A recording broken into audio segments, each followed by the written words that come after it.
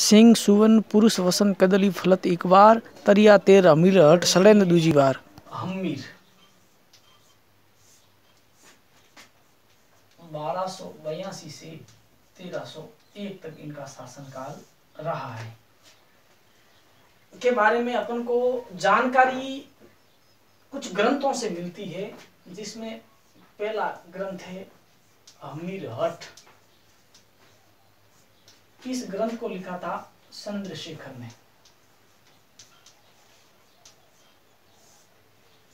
दूसरा महाकाव्य हमीर महाकाव्य,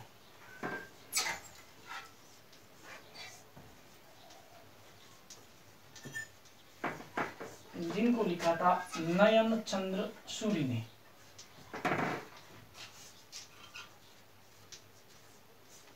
और तीसरा है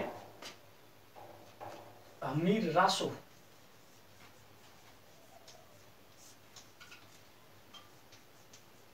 जिसको जोधराज ने लिखा था।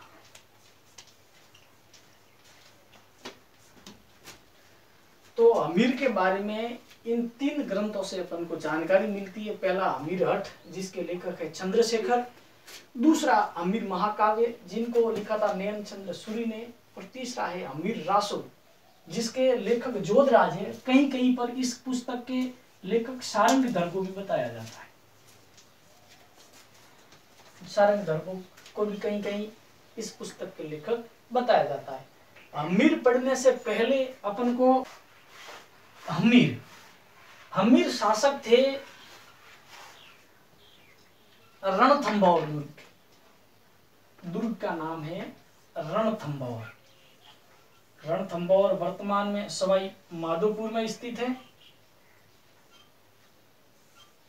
सवाई माधोपुर यहां पर आया हुआ है। सवाई माधोपुर में रणथंभौर दुर्ग का स्थापना रणथंभदेव करता है।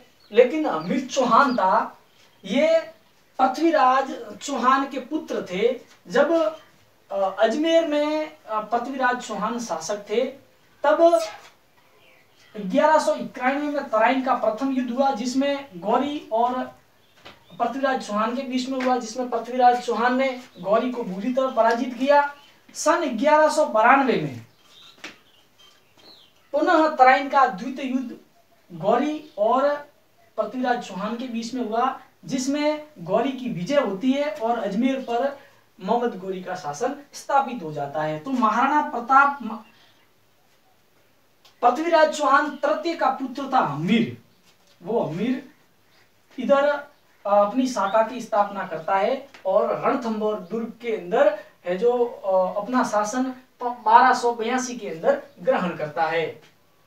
तो उस समय दिल्ली में शासक था जिसका नाम है जलालुद्दीन खिलजी। दिल्ली में शासक है जलालुद्दीन खिलजी।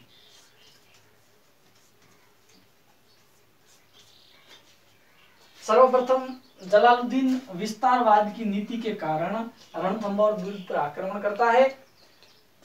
रणथंभौर दुर्ग को काफी समय तक घेरा डालने के बाद में भी ये जीत नहीं पाता। तो एक शब्द कहता है कि ऐसे 10 दुर्गों को मैं एक मुसलमान के बाल के बराबर भी समझता नहीं हूं, और ऐसा कह के ये पुनः वापस दिल्ली चला जाता है। तो इधर उसका भतीजा होता है उलाउद्दीन खिलजी। तो वो जलालुद्दीन खिलजी को मारकर स्वयं को वहां का सुल्तान घोषित करता है, जिसका नाम है उलाउद्दीन खिलजी। अब उलाउद्दीन खिलजी शासक बना है। उसके समय के अंदर उलुग खां, जो उलाउद्दीन का छोटा भाई था, और दूसरा है मोहम्मद खां, वो दोनों जालोर के आसपास के क्षेत्र में लूटपाट करके जालोर के क्षेत्र के आसपास यहां पर धन का बंटवारा करते हैं। हमीर हट के अंदर चंद्रशेखर ये बताते हैं कि हमीर महाकाव्य में ये बताया गया है कि उलुग खां और मोहम्मद खां अपने धन का बंटवारा करने के लिए यहां पर रहते हैं। तो सारा धन है जो मोहम्मद खां यहां से लूट कर सीधा इधर हमीर की शरण में चला जाता है। कोई कहते हैं कि युद्ध का ये कारण है, लेकिन अमीर हट जिसमें चंद्रशेखर ये लिखते हैं कि अलाउद्दीन खिलजी की एक पत्नी थी जिसका नाम था चिमना। चिमना और मोहम्मद शाह के बीच में कुछ प्रेम प्रसंग हो गया, तो ये मोहम्मद शाह और चिमना मिलकर अलाउद्दीन खिलजी की हत्या करना चाहते थे। अमीर हट में चंद्रशेखर ये बताते हैं। जैसे तैसे भी हो, मोहम्मद शाह है जो राणा अमीर की शरण के अंदर आ गया है। अब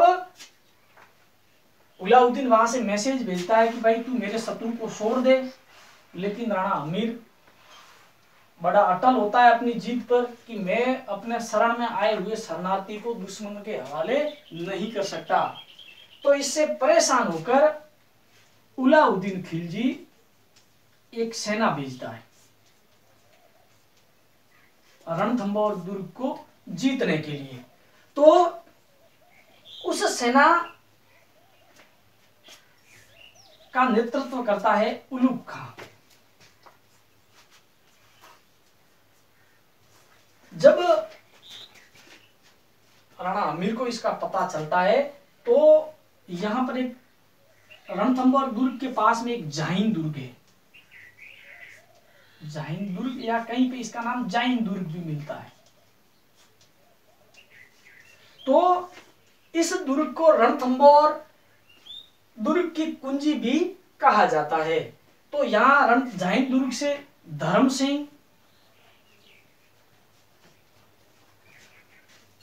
सिंह और भीम सिंह दोनों को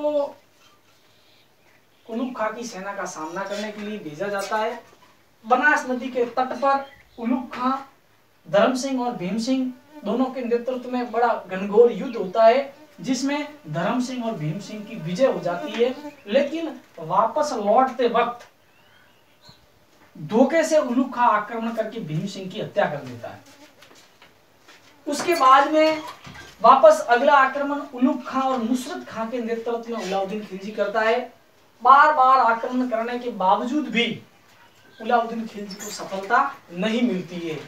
अंततः अलाउद्दीन खिलजी इस युद्ध को लंबा खींचना नहीं चाहता था और स्वयं है जो रणथंभौर के आसपास में आके इस दुर्ग के चारों ओर घेरा डाल देता है। काफी समय घेरा डालने के बावजूद अलाउद्दीन खिलजी को भी सफलता प्राप्त नहीं होती। तब जाके अलाउद्दीन खिलजी एक संधि का प्रस्ताव रखता है। तो इधर से अमीर अपने सेनापति को भेजता है रणमल को भेजता है। तो कहता है कि अलाउद्दीन खिलजी और रणमल के बीच में संधि हो जाती है। अलाउद्दीन खिलजी रणमल को कहता है कि तू है जो अपनी ओर से बढ़ने वाला मोर्चा कमजोर कर दे ताकि हम जीत जाए, और हम जीतने के बाद में रणथंभौर का शासक तुझे बना देंगे। तो ऐसा प्रलोभन रणमल को दिया गया। रणमल दुर्ग के भीतर जाकर अपने दोस्त रतिपाल को भी अपनी ओर मिला लेता है। तो रणमल और रतिपाल के धोखे से अलाउद्दीन खिलजी दुर्ग के भीतर प्रवेश कर देता है। और दुर्ग के भीतर प्रवेश करने के बाद में अमीर के नेतृत्व में सभी राजपूत बड़ा संघर्ष करते हैं, युद्ध करते हैं। लेकिन उस युद्ध में राणा अमीर की हार हो जाती है और अमीर की पत्नी रंग देवी और उनकी पुत्री पद्मला के नेतृत्व में राजस्थान का 1301 में राजस्थान का प्रथम शाखा होता है। राजस्थान का प्रथम शाखा होता है सन 1301 में। फिर यही में जाके चित्तौड़गढ़ दुर्ग के अंदर राजस्थान का दूसरा शाखा करता है। तो बाद में कहा जाता है कि अलाउद्दीन खिलजी रणमल और रतिपाल को हाथियों के पैरों तले कुचलवा देता है। इस तरह ये अमीर की जानकारी इन 3 ग्रंथों में अपन को प्राप्त होती है।